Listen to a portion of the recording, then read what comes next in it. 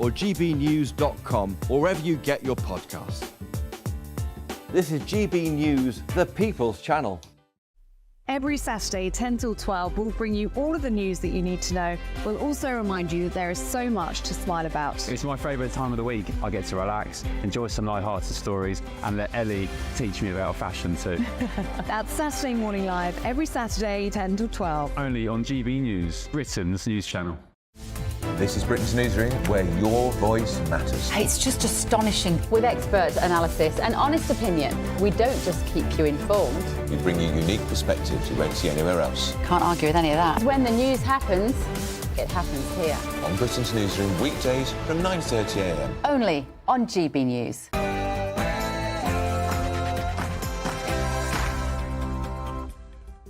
Hello there, it's 6 o'clock. I'm Michelle Dewberry, and this is Dewbs & Co. Coming up tonight, it's emerged today that essentially the rule of the Chagos Islands has now been handed over to Mauritius when it comes to sovereignty. I can tell you now, so many people are up in arms. They say it risks the UK and much broader security. Does it or not? Also, the UK is now spending money to develop Albanians' prisons. So many people say we don't want foreign criminals in our prison system, but is that the answer then, that we have to develop the prison systems of other countries? Your thoughts? Also, civil servants are threatening to go on strike if they have to return to work in the office. It's a hard life, isn't it? Also, a row has broken out about university free speech. I've got to say, though, it's not just universities, if you ask me. Conservative views these days seem to have been looked down on in very dim light, don't they?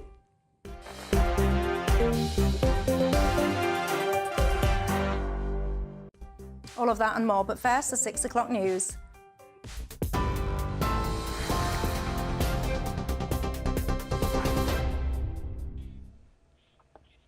Michelle, thank you very much. The top stories. At least 9 people have been killed in an Israeli airstrike in central Beirut, according to Lebanese officials. The Israeli military says it was a precision attack on the building which they say housed a Hezbollah-affiliated health centre. Now, this comes as Israel has today warned more people to evacuate in southern Lebanon. Meanwhile, Hezbollah says it's detonated a bomb against Israeli forces infiltrating a southern Lebanese village.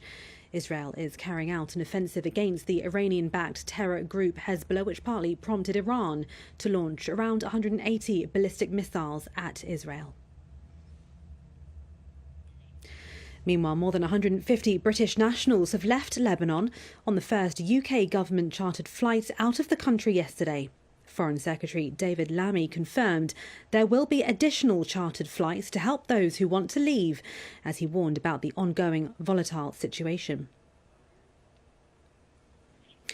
A man has been arrested after a suspected acid attack which seriously injured a 14-year-old girl outside of a school in West London. Now, this attack happened at around 4:40 p.m. on Monday at a school in Alfred Road, where a substance was allegedly thrown at 2 children and also a staff member. An investigation was launched, and this morning a 35-year-old man was arrested on suspicion of causing grievous bodily harm. In other news, Downing Street says the Prime Minister has paid back more than £6,000 worth of gifts and hospitality received since becoming Prime Minister following a backlash over donations.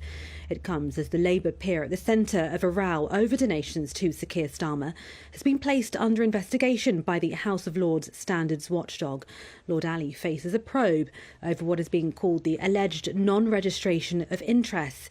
He's one of the party's biggest donors and the largest donor to the Prime Minister. And the UK has announced it's giving up sovereignty of the Chagos Islands after more than half a century.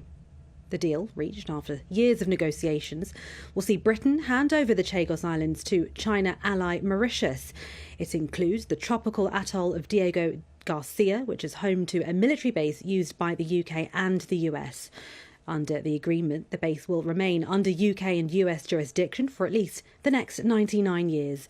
But Conservative leadership candidates reacted angrily to this, with former Foreign Secretary James Cleverly labelling the government as weak, Robert Jenrick saying there's been a surrender, and Tom Duganhart, who says the move undermines the UK security. Does is it means that although the airbase, which is jointly UK-US operated, is maintained on a 99-year lease, The other outlying islands go back to Mauritian sovereignty. Now, there are many other countries which will be interested in a permanent base in the Indian Ocean, China being one of them. Those are the latest GB News headlines for now. More from me in an hour. For the very latest GB News direct to your smartphone, sign up to News Alerts by scanning the QR code or go to gbnews.com/alerts.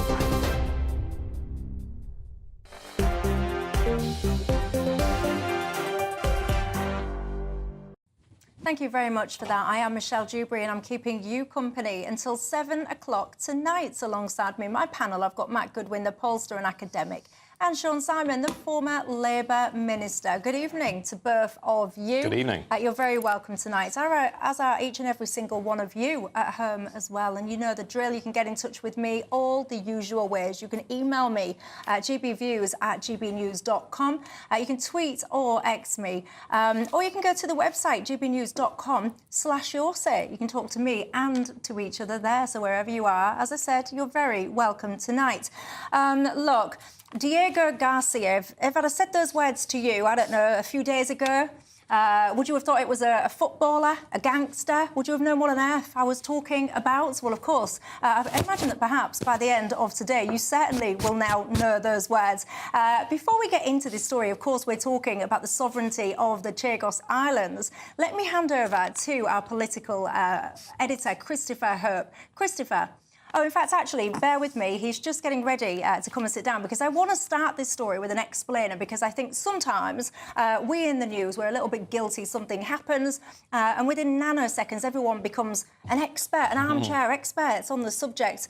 So let's start then by rewinding. Christopher Hope, over to you. Let's start, if you will, with an explainer. Take us back, first of all, and then we can move on to what's happened today.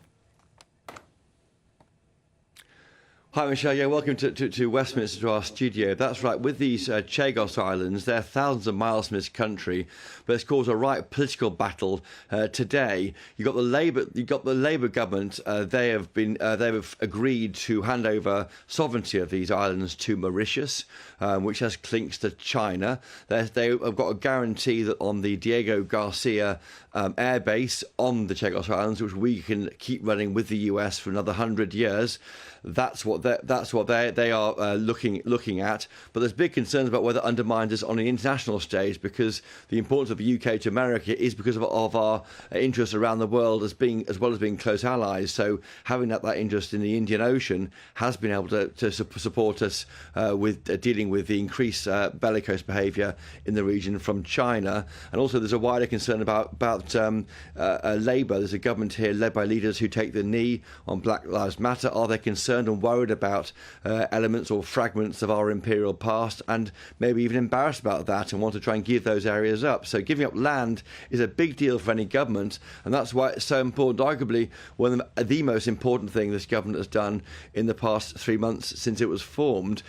On the other side of it, the Tories are tearing lumps out of each other because all these talks about the Chagos Islands were started by James Cleverly, the favourite now to be the next Tory leader, when he was meant to be in when he was a Foreign Secretary under Liz Truss. Now he had started these plans talking then, and it's come to pass that we are giving up these islands now. But he has said on Twitter it's weak. But others like Tom Tugendhat, friends of his, who wants to rival him to be the Tory leader, he said in terms that this puts at risk the Falkland Islands and other UK territories, others being Gibraltar, which Spain are coveting. The Foreign Office say that isn't the case, but it's caused a big row politically here in the UK. Christopher, thank you very much for that. Matt Goodwin, what do you think to this? Well, it's the wrong decision. It shows the Labour government doesn't really care about the territorial integrity of the United Kingdom and our overseas territories. It's not a humanitarian issue. I think Mauritius is using the humanitarian issues to try and turn it into that. Actually, looking at most of the expert legal opinions out there in the world today, including Richard Eakins, who wrote probably the most comprehensive report on this issue for Policy Exchange, there is no legal precedent for what is. There's no sound legal basis for what is happening today. Richard's argument, I'm convinced by it, is that there is no real reason to be enforcing this decision at this particular time. And even the people who years ago were displaced on these islands have already received compensation, have already received citizenship.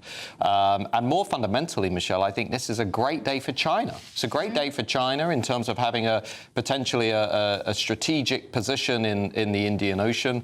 Not a great day for the USA, who will be very annoyed with us for doing this. They would like that military strategic base there. And not great for our other overseas territories that are going to be looking at this and thinking, well, hang on a minute, what does this mean for us, including the Falklands and other territories? So it's a big no from you. I want to bring in some reaction because, of course, a lot of people, prominent people, have responded to this. It's created quite a lot of fury, I could tell you now. So Nigel Farage, for example, he's tweeted earlier on saying giving up the Chagos Islands is a strategic disaster. Our American allies will be furious and Beijing delighted. Labour are making the world a more dangerous place. Sean Simon, are Labour making the world a more dangerous place? No, not at all. What a lot of nonsense from all these people, honestly. I mean, not helped by the fact that we're right slap bang in the eye of a Tory leadership election. I mean, the truth is, as Christopher Hope was bound to mention, this was a process started 2 years ago by the then Conservative government. Mm-hmm. And it's a process that's been conducted in partnership with the Americans, who are perfectly happy about it. It's got nothing to do with the American lease over Diego Garcia. The British government has no control or say over what happens in Diego Garcia, hasn't done for decades and decades. The technical sovereignty of Diego Garcia is irrelevant.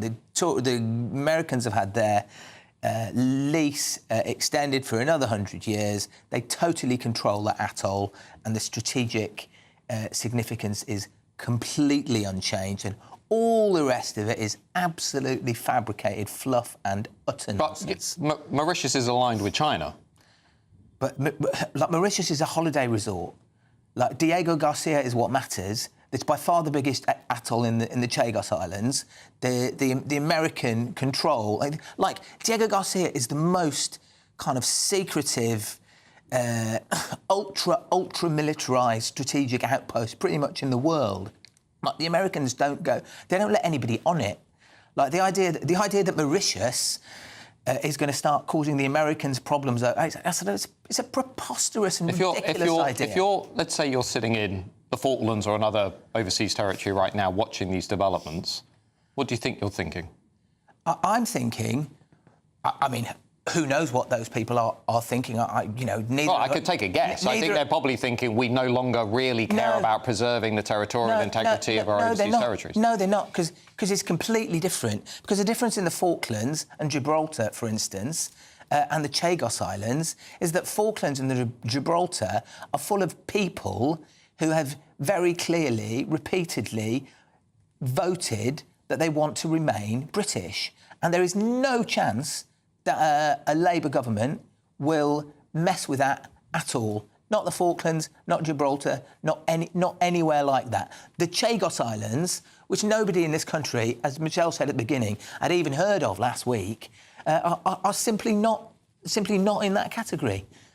Are you saying that 90%, 97% of people in the Chagos Islands want to remain British? No, of course not. There's hardly any people there. What do you think? Well, the people who were there, we've already given them citizenship. Exactly. So what's the problem? For what it's worth, by the way, I think the way that the Chagosians have been treated is absolutely appalling. They have not been consulted, by the way, in any of this stuff. But that's kind of almost a side issue. What do you think has driven Labour to do this? I honestly think this has been... we all know, when we're actually looking at the facts, this is a long-term administrative project of the British government over the past from the Conservative to the Labour Party, which is based on geopolitical considerations to do with our relationships with African countries, our relationships with multilateral organisations like the UN, the need, after Brexit, to have as many good relations with as many other countries in the rest of the world as we can. And for those reasons, what the incoming Labour government has done is simply tied the bow and signed off the process that the Tories already started in order to get it done and dusted and out the way and move on to the serious I don't business actually of think running it the is country. it's a Labour Conservative issue. I think it is just, the idea that we should be ceding territory because after Brexit we need to be getting on well with other countries is a bizarre notion to many Brits. They'll be looking at this and thinking, well, we've got a perfectly good strategic location in the Indian Ocean at a time when geopolitical tensions are rising, China's getting more belligerent, more aggressive. It makes perfect sense for us to retain a strong link and base in that part of the world. We've already given people their compensation. We've already given people their citizenship. Why on earth are we doing this? It doesn't matter if James Cleverly started it or if Keir Starmer started it. I just think many Brits will be scratching their heads saying, what is the logic behind this? Two separate points there. Taking your second point first, there is no strategic element to this. The Chagos Islands was previously the Diego Garcia Atoll, which is the strategically relevant place, was previously totally controlled by the Americans and will remain totally controlled by the Americans. The British sovereignty of the Chagos Islands has no strategic relevance at all. As for what... Just let me go back to your first point as well, and then you can come back on both. As for what most British people are thinking, I don't think that very many British people are this evening as they sit having their tea, saying to each other as they watch GB News, oh, I do think it's terrible that they've given up the Chagos Islands. I think they're saying, I've never heard of the Chagos Islands. I don't care about the Chagos Islands. It's really not important to me. If this is what the government thinks is the best thing to do, this government and the previous government, and the Americans are happy with it. Can I just ask a brief question, Michelle, before we move on?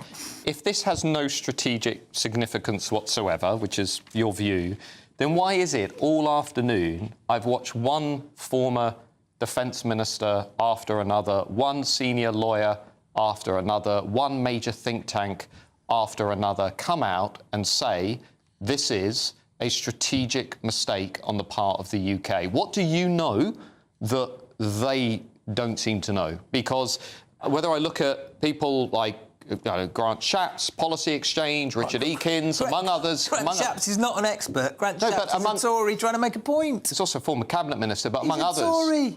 So that in itself is revealing. So simply because somebody's in the Conservative Party, their view and opinion is not significant. No, simply because he's a Tory simply because he's a Tory politician, even though he was part of the Tory government that started this process, he can't resist because he's an opportunistic Tory bish-basher of the most knee-jerk kind. He can't resist slapping the Labour government about it, even though it was his lot that started it. You said I've watched all these experts, and then you say, oh, Grant Shapps. No, I said Grant Shapps is not an expert. A long list of people, including Richard Eakins, this is an important point, head of the Judicial Project at Policy Exchange, one of the most experienced legal minds in the country, has written a comprehensive report for Policy Exchange, has come out today. You can read it. It's on X, on Twitter. It's come out and said, not only is this the wrong decision, it has no sound legal basis, and it's establishing a dangerous precedent for other parts of the world. Now, who do I defer to? You could choose to defer to lots of countervailing, David Lammy? Legal, academic, think tanky, just exactly the same. I know, but funnily enough, people with a different view on the other side of the argument, of which there are loads. But it is basic common sense. So if you've got this very strategic and important Navy base, military base, and then all of a sudden you've now ceded sovereignty to Mauritius, who are in cahoots, if you like, with China. If China then come along and say, for example, I don't know, we want the island next door, we want to build capabilities there, we want to do this, and then you end up in a situation where you've destabilised potentially, I don't want to say world peace, because then I sound like some whatever beauty pageant person, but there are huge ramifications potentially for this, and I think you're being very trusting when you just sit there and you go, Mauritius is a holiday island and China are not going to try and do anything. So let's look at it from the other perspective then. Why do you think that the British government has done this and that the previous British government was also planning to do it as well? Like, what do you think? Do you think they're... Do you think they're and it's not just the politicians, it's the Foreign Office, it's the British state has over a long period of time, taken a considered view that it was in our interest to do this? Like, why do you think it is? I don't think it's as quite simple as that, by the way. For example, people like Tom Tugendhat, they would push back and say that actually, while they're critical today, they were critical of this a long time ago. David Cameron, for example, I'm sure he halted negotiations on this situation as well. And one of the reasons, just to be clear, the joint statement that Keir Starmer issued with the Prime Minister of Mauritius, he says the treaty... the sovereignty treaty, obviously, that they're going to be working on, the treaty will address the wrongs of the past and demonstrate commitments of both parties to support the welfare of Chagosians. Now, that's quite interesting to me. We're going to address the wrongs of the past. Many people would call this kind of people desperate for Britain to apologise for their colonialism, if you like, of the past. Is that what's driving the decisions, the ideology, if you like? What do you think to that? Let's carry on the conversation in too, but I also want to talk to you about lots more. I'll see you then.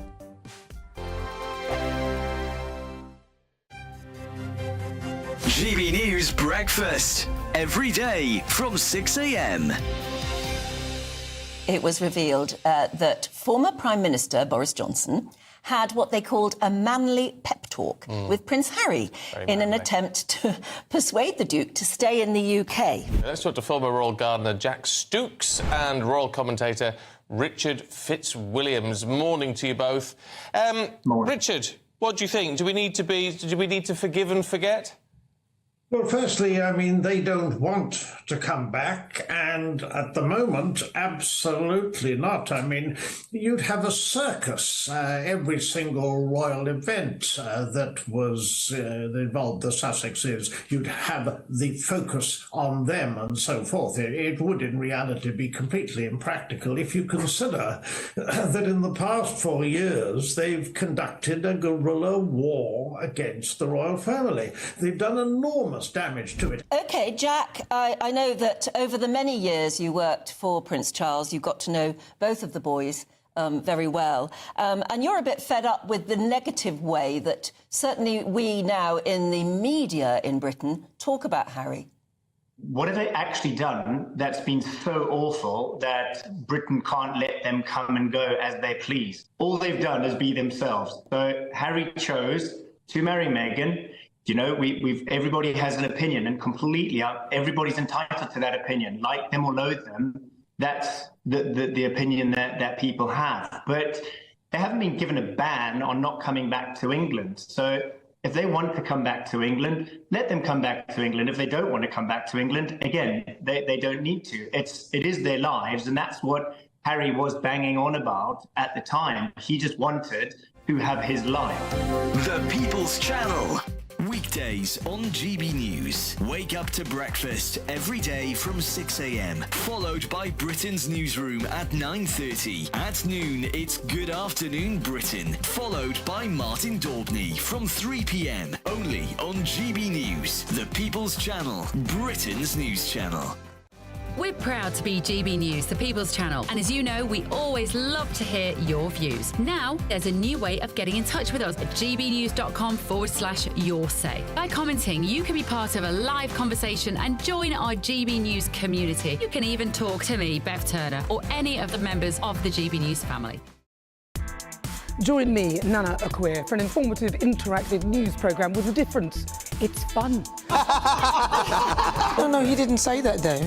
I'm so surprised. I think there's an element of truth to that. Join me from 3 p.m. every weekend, only on GB News, Britain's news channel.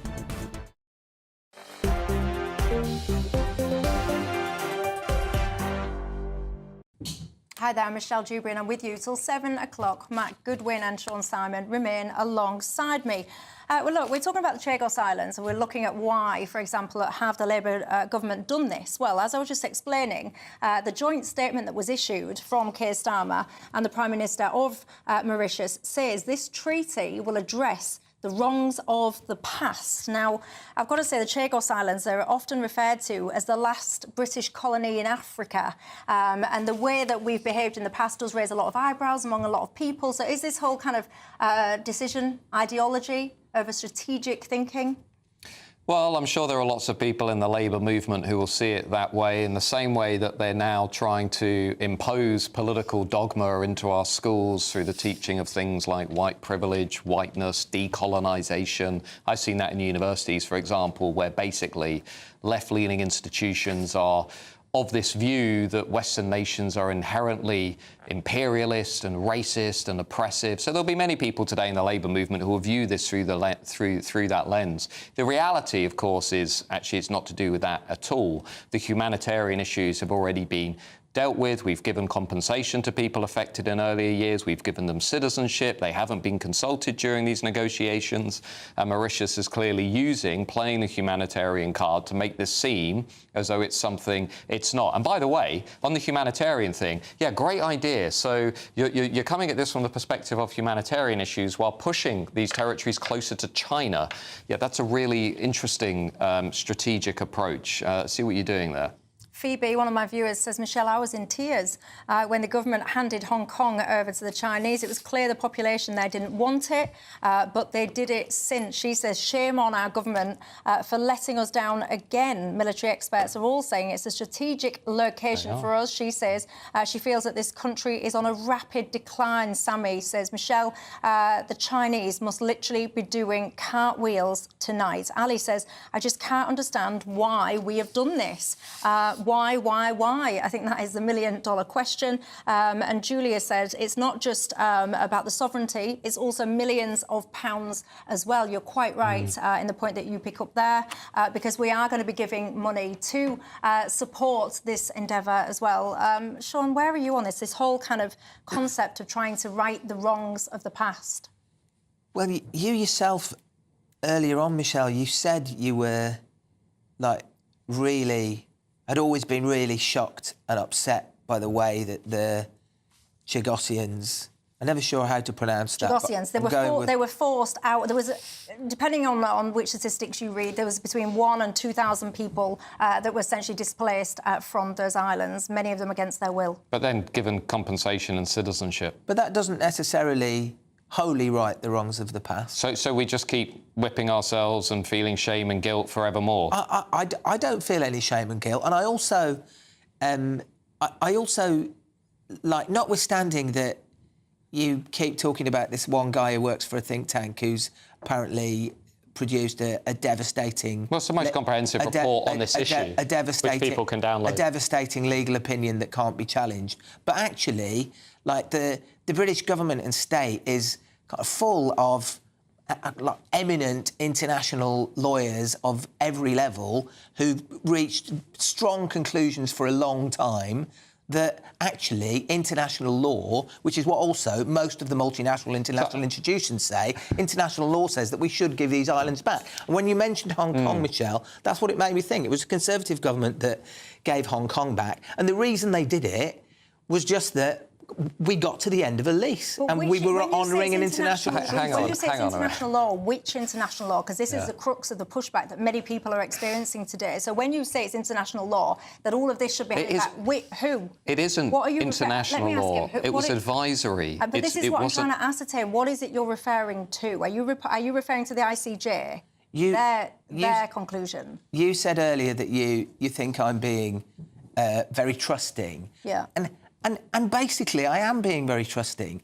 And I asked the question, I'm trusting that the British government, under this leadership and the previous leadership, don't have an obvious, really bad motive for doing this. And you're trying to say that it's all kind of woke, lefty, anti-colonialism making the Labour government doing it. Surely that's not why the Conservative government started the whole process under the Prime Ministership of Liz Truss. Hang on. Just because you're a Conservative doesn't necessarily mean you believe in this nation. That's one of the things we've seen over the last 14 years. And if you're asking me to believe that the people in the FCO, in the Foreign and Commonwealth Office and other parts of the civil service believe in our national community, why is it that as they went on record afterwards, they consistently tried to do whatever they could to dilute and soften Brexit. They never believed in our territorial integrity. They never believed in our national sovereignty. They didn't. They didn't believe that we can be a self-governing independent nation. Much of the state doesn't believe that. Now, there are people in this country, there are people in politics, a few people, who do believe we can be a self-governing independent nation, like ordinary people in this country. They're sick of looking at the British state and saying, you simply do not believe in our potential. What has this got to do with Liz Truss? Because she was the Prime Minister who started this process. This is, for me, this isn't about Conservative and Labour. This is about, do you believe that we can be a self-governing, independent nation that can defend our territorial integrity? But unfortunately for you, politics in this country and government in this country is about Conservative and Labour. But I do need to also be clear, because, yes, Liz Truss started this process and James Cleverly and all the rest of it, but it was never concluded. An outcome was never reached. Then what happened was Jonathan Powell, for example, he got appointed to oversee some of these negotiations about a month ago. It was very, very prominent, if you like, in Keir Starmer's thinking. He wanted to create a deal before the elections in Mauritius. It was all ramped up and it was all speeded up, so it's all happened very quickly. And they wanted to just get it done. It had been dragging on for years and they just wanted to get it done and move on. I know, but when a negotiation is dragging on for years, it's obviously because the two parties can't agree. You don't solve a negotiation by just wandering in, opening the door, bending over and giving the other side whatever it is that they want. That would be what I would push back on that. Look, there's lots that I want to talk about to you after the break. I want to talk to you about should we be investing in prisons in Albania in order to deport foreign criminals there? I want to talk to you about civil servants now looking to strike because they have to go back to the office potentially. All of that and lots more. See you in 2.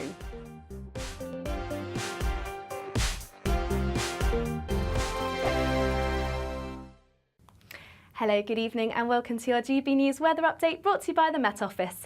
Well, as we head into the weekend, things are going to turn increasingly unsettled with some outbreaks of rain, but there's not going to be a total washout and there will still be some brighter interludes at times.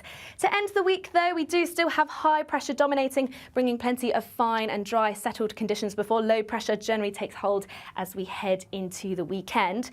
Overnight, though, plenty of clear spells, which means it is going to be feeling cold, colder than last night, and we're likely to see some mist and fog. This might just be a little bit stubborn to clear at times, particularly across parts of Yorkshire.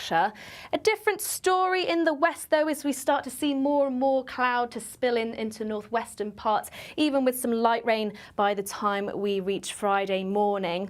So a bit of an unsettled start, fairly damp just in western parts of Scotland, a few drips and drabs of rain across northern parts too. Generally drier further east, but likely rather cloudy. Similar across Northern Ireland with some outbreaks of rain just starting to push into the west. Elsewhere, though, as I say, there will be some mist and fog in places, a little bit slow to clear through tomorrow morning, but largely bright once this clears away. And here we do generally have high pressure sticking around, so still plenty of sunny spells once that fog clears in the morning, and with light winds it should feel fairly pleasant here. A different story in the northwest, though, cloud continuing to spill in here with some outbreaks of rain and turning rather blustery under those cloudier skies too, but where you do catch the sunshine with highs of 16, 17 across the south and southeast, it should still be feeling rather pleasant. As we head into the weekend, fairly similar to start, likely a chilly start across central and southern UK, perhaps some fog in the morning, but generally dry and settled. Outbreaks of rain still in the northwest, and we have this area of heavy rain just moving into the southwest later into the day. So likely to see some quite heavy downpours later in Saturday, and generally unsettled over the weekend and into next week. The latest GB News travel. Problems on the M8 this evening heading west away from Glasgow. The outside lane's blocked off at junction 24. The Govan turn off at the scene of a collision. And in Northumberland, south of Cramlington, the A19 is partly blocked at Annedsford, just off the Moor Farm roundabout at the scene where a lorry's caught fire.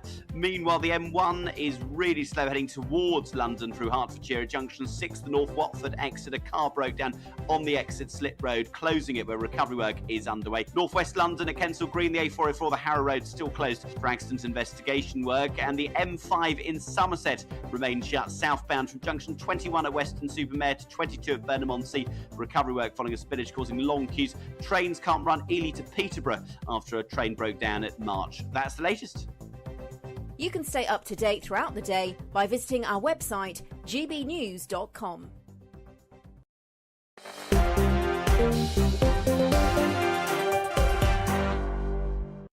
Hello there, Michelle Dewberry with you till 7 o'clock tonight. Matt Goodwin and Sean Salmon remain alongside me now from one foreign country to another, because Albania is a country we talk about often here, don't we? It's all about prisons this time. The UK is spending millions of pounds, apparently, to try and bolster, if you would like, the Albanian prison system. This is all about trying to apparently get the most dangerous Albanian prisons from the UK into the Albanian system. Matt Goodwin.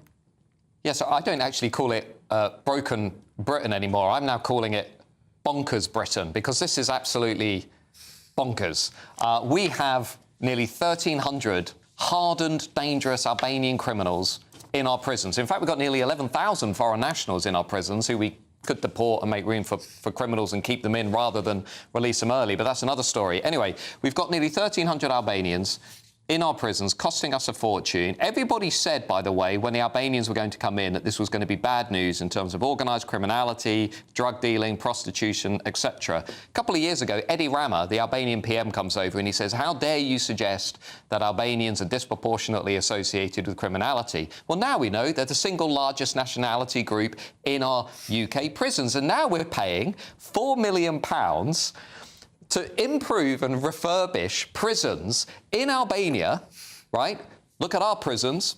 Forget about those. We're going to spend £4 million doing up prisons in Albania so we can send 200 of the most dangerous Albanians out of the UK who shouldn't even be in the UK to begin with. It's absolutely bonkers Britain, a great example of bonkers Britain. We should be removing all foreign national criminals from the country, all 11,000 of them, which, by the way, costs the British taxpayer £550 million a year. How many winter fuel payments for pensioners would that pay for? There you go, you can calculate that at home. Tell me the answer. Sean Salmon, what do you make to it? It's a classic example of how this goes, which is you take a nuanced answer to a complex problem and you say, bonkers, bonkers, this is bonkers Britain. The bottom line is, this government took over 3 months ago, whenever it was, and found itself in the extraordinary situation that the prisons are full, completely full. You can't have a country where the prisons are full. They've had to do several things that you wouldn't want to do if you didn't have prisons, if you hadn't inherited prisons that are completely full. One of the things that right-wingers always say, and I know that you don't like the term far-right, but surely we can use the term right-wingers.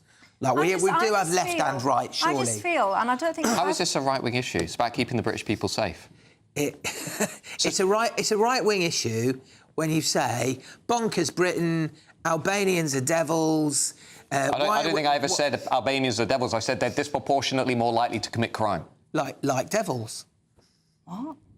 What, are devils not disproportionately more likely to commit crime? I don't mean to be rude, but I think you've been a bit daft now.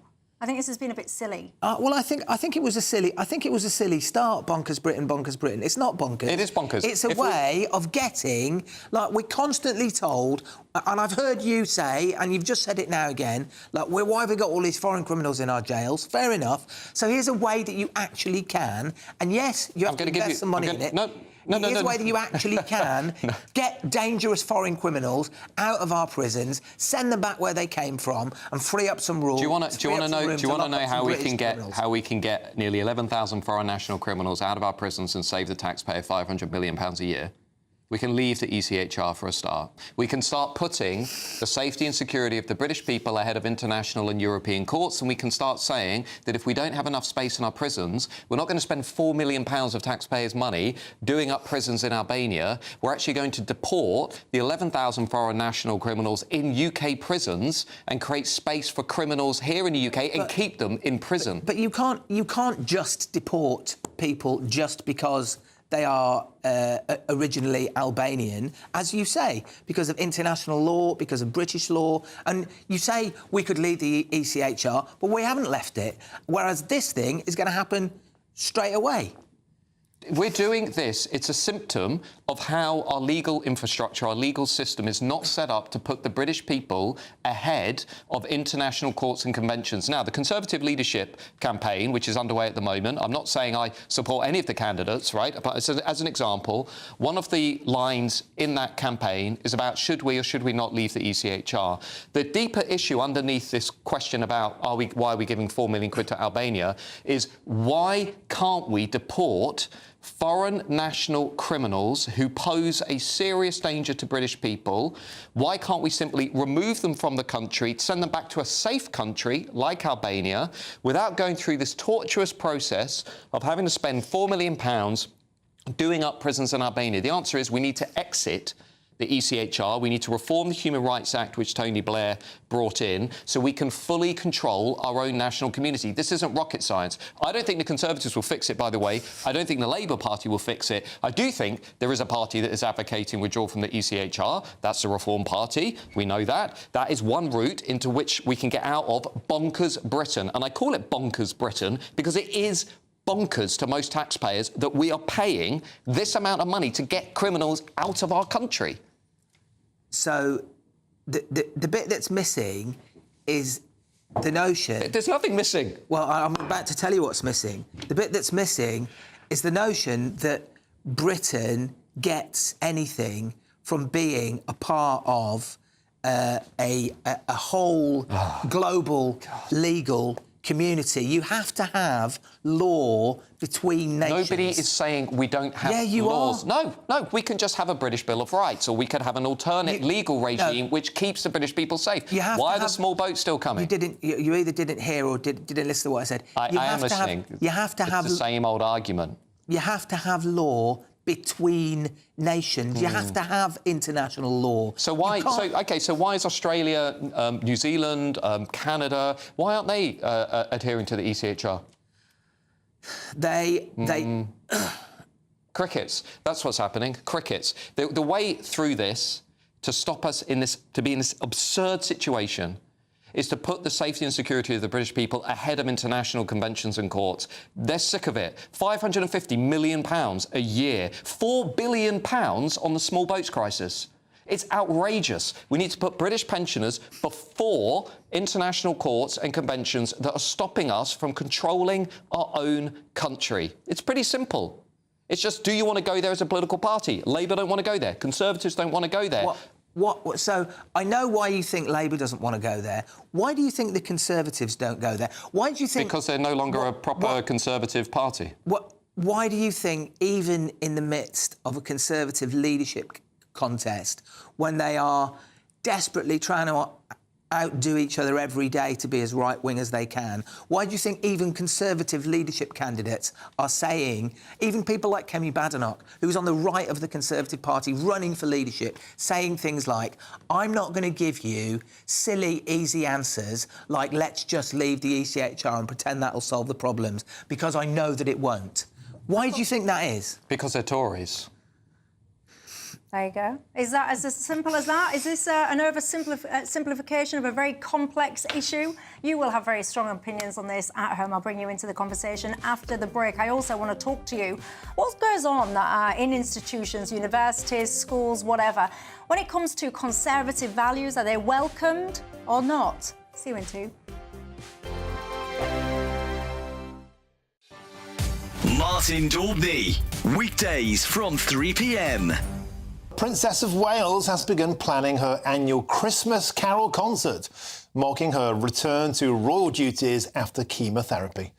Princess Catherine held a meeting at Windsor Castle to discuss the events, which will be broadcast this Christmas as she continues to ease back into public engagements. A wonderful story, and I'm joined now by the royal commentator, Richard Fitzwilliams. Richard, fantastic stuff. This will be just the kind of royal Christmas message we really, really want, and fantastic news about Catherine's return. Tell us more about this amazing event.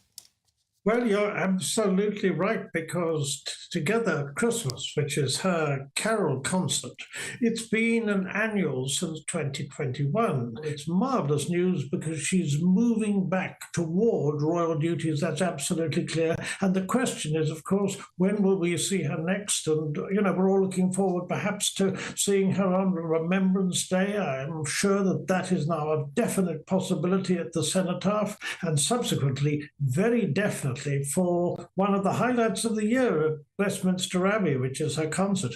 When can we expect any details, for example, of the choice of carols? Because, that's what people really want to know. What are the details? When are they going to come out?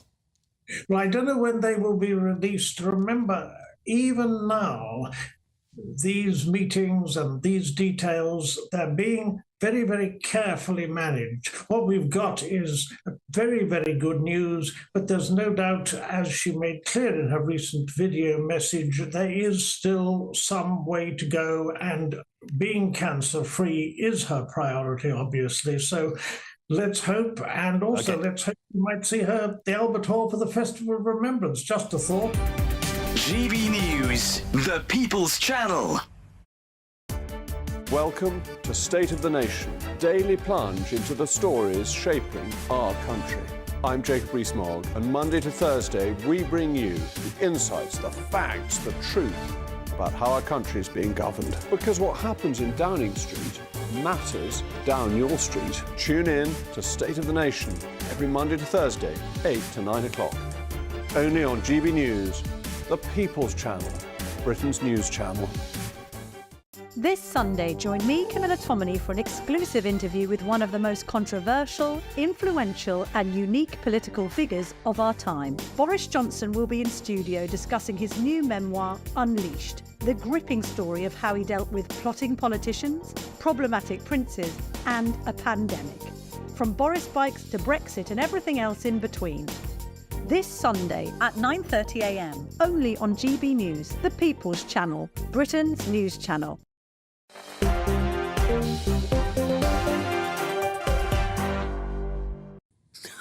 Hello, I'm Michelle Dewberry and I'm with you till 7 o'clock tonight. Matt Goodwin, the pollster and academic, and Sean Simon, the former Labour minister, is alongside. Speaking of being a Labour minister, I want to talk about free speech in a minute, everyone, don't worry.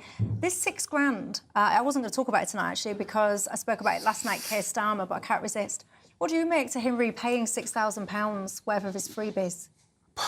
I don't think it was a very clever move, to be honest. What, the repaying? I just feel like I don't really understand what he's trying to prove. I think it's very strange. The whole thing's bonkers, Britain, I've got to say. Absolutely You're not insane. allowed to say that. He'll tell you off. But you see, the thing is, even though when Starmer says I'm playing within the rules, do you know what he's not playing within? The British sense of fair play. They look at this and they think this is insane. And also, he knew he was going to be PM. Like, you knew in the polls, you knew you were going to be Prime Minister, you knew everybody was going to be watching you, and you still decided to take 40 grand's worth of clothing. It's insane. It's just, it is literally insane. And I don't think anyone, quite frankly, understands what on earth is going through his head when it comes to this stuff. And if you do, please enlighten me. Look, let's, Brian, well, I've got to say, I was going to say Brian, but there's a lot of you, actually, in support of leaving the ECHR. I've got to ask you, though, if you do get in touch with me saying leave the ECHR, what do you think, if any, unintended consequences might be as a result of that decision? That's a test for you. Look, universities now, we talk about free speech, often, don't we? But now, Durham University, actually, a row was erupted there. Its oldest student society has been excluded from taking part in a freshers' fair this year. This follows a string of allegations, racism allegations and so on and so forth. I've got to say that a Free Speech Union, just one example, they're saying that this is wrong. This is all about censorship. Trying to exclude this group is censorship. Of course it is. This is just a small example of a bigger problem. Matt Goodwin. Yeah, so I've actually spoken at the Durham Union. The kids there, the students, the organisers, they're really great people. They're really, really welcoming. I'm also closely aligned with the Free Speech Union, one of the most important organisations in this country that protects people's free speech and their right to free expression. What we're seeing in the universities, what we're seeing on campus, I've been in universities for 20 years, right? I helped bring forward the Higher Education Free Speech Act, which Labour is now doing everything it can to bin. What we have is a free speech crisis on campus. The evidence is overwhelming. It's not just the cases of Kathleen Stock getting chased out of Sussex University by pro-trans activists. It's not just Nigel Bigger, the philosopher and historian that got almost cancelled because he held different views on Britain's empire. It's not just Noah Carl at Cambridge who got chased out of the university for, researching unfashionable areas. What we have is a systemic crisis in universities where if you are conservative or you're gender critical or you say, actually, on balance, I think Britain's history is not just full of slavery and imperialism, we did some good things. Basically, what happens is you're intimidated, you're bullied, you're harassed, you're sacked, you're thrown out of these institutions. We need the Free Speech Act. I'm going to say to you, I really want your views on this. We need the Free Speech Act that passed Parliament and got royal assent. And now Bridget Phillipson, the Labour Education Secretary, is saying she's going to basically not see it through and she's going to turn it around or try and repeal it. Labour doesn't believe in free speech. That's the message that Bridget Phillipson is sending. It's the same message, by the way, Keir Starmer sent after the protests in the summer. He's more interested in cracking down on free speech, cracking down on free expression, than allowing people to express their views. I was almost with you till then on quite a lot of what you said, but that's just silly. I don't think little old ladies should be sent to prison for what they write on Facebook. People setting fire to asylum hostels. That's a separate issue. No, that's a separate issue. No, that's not. That's what happened in the summer, and that's what he was cracking down on. Just about the universities, we'll come back to. What about the universities? So, I'm very conscious that, you have spent, decades in universities, which I certainly haven't. I've hardly... I've been in and out of universities a bit, but I've never worked in a university. I went to university and I've done bits and bobs over the years. But so I don't have your experience of it, and I do recognise that there, just from reading in the news, there's been what has seemed from the outside like quite a growing culture of intolerance in universities. And speaking for myself. I'm not intolerant, I'm a Labour guy and I'm on the left, but I'm here on GBNews regularly. We don't share views, but I want to hear what you think and I want to debate it, and that's clearly what university should be about. Amen. Yeah. I don't want to see intolerance in universities. The two bits that I'm not sure about are, for one, I don't know if nevertheless that. There must come a point where you have to draw a line. I'm not sure that everybody should be allowed to say anything, whatever they like. There should be limits. The other thing that I'm not sure about, given that we do have, there is legislation to protect free speech, and there is legislation against kind of hate speech. Do we need separate legislation for universities? What? If I just on that point, because we do have legislation that in theory protects free speech. The problem is, for about 20 years, it clearly wasn't sufficient, because what was happening, I've just finishing a book on this actually at the moment, what's happened basically is the universities have moved sharply to the left over the last 50 years. So in the 1960s, for every one conservative academic, like me, in the 1960s, there were 3 left-wing academics. Today, for every one of me, there are 10 left-wing academics. So the universities overall have moved left. The administration has become much bigger, and we've seen things like diversity, equity, inclusion come in. So the bureaucracy is now incentivised to push what I would argue is a more political agenda that can stifle free speech. And as you go through all of that, we've then seen these high-profile sackings, cancellations, mobbings, academics acting like children, trying to throw each other off campus because they don't like their views, or they don't like Brexit, or they don't like, gender-critical opinions or whatever.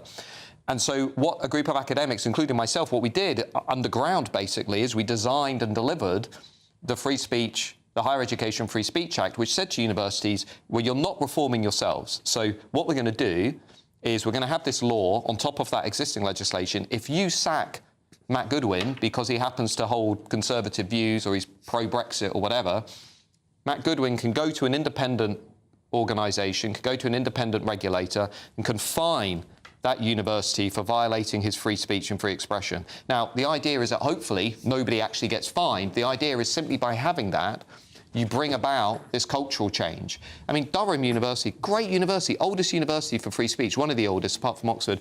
And, you know, here are students trying to organise these debates. I've taken part in those debates. I've gone up to Durham. And now they're being censored and attempted to be shut down because of some views that someone's considered unacceptable. I think it's outrageous. But the thing that Bridget Phillipson said when she said that they weren't going to immediately implement what I now learn is your law. What was passed as law, by the way, went through Parliament. Yeah, but received royal assent. Yeah, but Bridget Phillipson clearly didn't care about that. But, well, that's fine, but it hadn't come into force, and it's perfectly within the purview of the new government to decide when to bring it into force. She's Secretary of State, like, she's perfectly entitled to do that. But she didn't say, like, what, you know, this is, I'm definitely going to stop this. I don't agree with it at all. She said I would stop it and think about it because obviously they had concerns. But one of the concerns that she raised that I can see what she meant, is that the system that you described sounds like a recipe for just a whole load of the same kind of thing you're trying to solve, a whole load of chaos, constant, you know, complaints, counter-complaints, lawsuits, fines. Well, I don't know, the proof will be in the pudding, won't it? And I would argue as well that some of this stuff isn't just happening at universities, by the way. I've been busying myself looking for primary schools recently for my little one. I can't believe some of the stuff that goes on in primary schools, everybody. It's been eye-opening and concerning to me, but look, that is a conversation for another day. Matt, Sean, thank you very much for your company. Thank you to each and every one of you at home as well. You're very much appreciated. Do not go anywhere. I will be back tomorrow. But for now, it's night. Nigel Farage up next.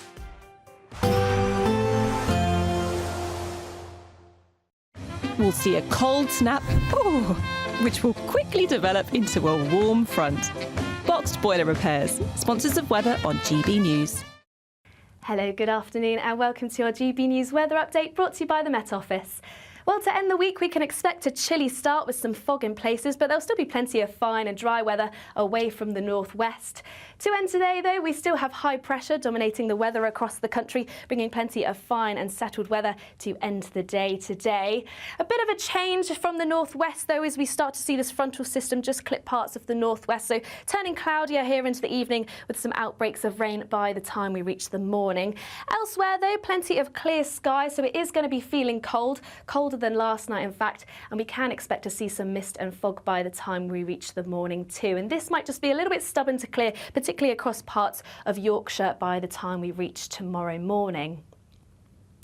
So as I say, western parts of Scotland, plenty of cloud here and quite a damp start to end the working week with some outbreaks of rain just pushing into the west and a few drips and drabs of rain in the north too. Similar across Northern Ireland, a fairly cloudy start with some drips and drabs of rain just moving into the west. But elsewhere, it should be fairly bright with those pockets of mist and fog, but that generally clearing through the morning. And we still do have high pressure generally dominating the weather across a lot of the country, so still plenty of dry weather, plenty of sunny spells too, but that cloud will continue to spill into the northwest still with those outbreaks of rain and turning quite blustery under those cloudier skies too.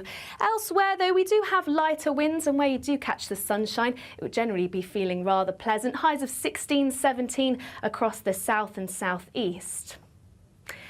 Into the rest of the evening then, that cloud will continue to move into the northwest, those outbreaks of rain continuing and still rather blustery. But elsewhere we'll see another night of those clear skies, so potentially further frost and some fog patches in places. Could be turning a little bit more unsettled by the weekend, so stay tuned for all the details. Bye for now. A nice bright morning will generate a lovely warm day, right through to the evening. Boxed Solar, sponsors of weather on GB News. The latest GB News travel. Good evening, I'm Johnny Ratner. Big problems up in South Ayrshire on the A77. The Prestwick bypass is closed northbound. There's been a serious accident off the Sandyford Toll roundabout. In Cheshire at Birchwood, the A574 is closed eastbound on Birchwood Way. A lorry is on fire near to Wollstonegrange Avenue. On the M1 heading towards London, long queues. The exit Slip Road is closed to junction 6, the North Watford exit. They're recovering a car that's broken down right on the Slip Road there. And the M5 in Somerset remains shut southbound from junction 21 to 22, the stretch between Weston-super-Mare and Burnham-on-Sea for recovery work following an accident and spillage. And the A55 is down to a single lane eastbound in Flintshire towards Norfolk at the scene of an accident. Long queues back to Holywell. That's the latest. You can stay up to date throughout the day by visiting our website, gbnews.com. We love making our audience big cash winners, and you really could be next. With £36,000 tax-free cash in your bank account. Imagine getting the call about that. Angela, you've won £30,000. £30,000 cash? Yes. Oh my God, I'm going to cry. That's brilliant news. For another chance to win £36,000 in tax-free cash, text cash to 63232. One entry costs £2 plus one standard network rate message, or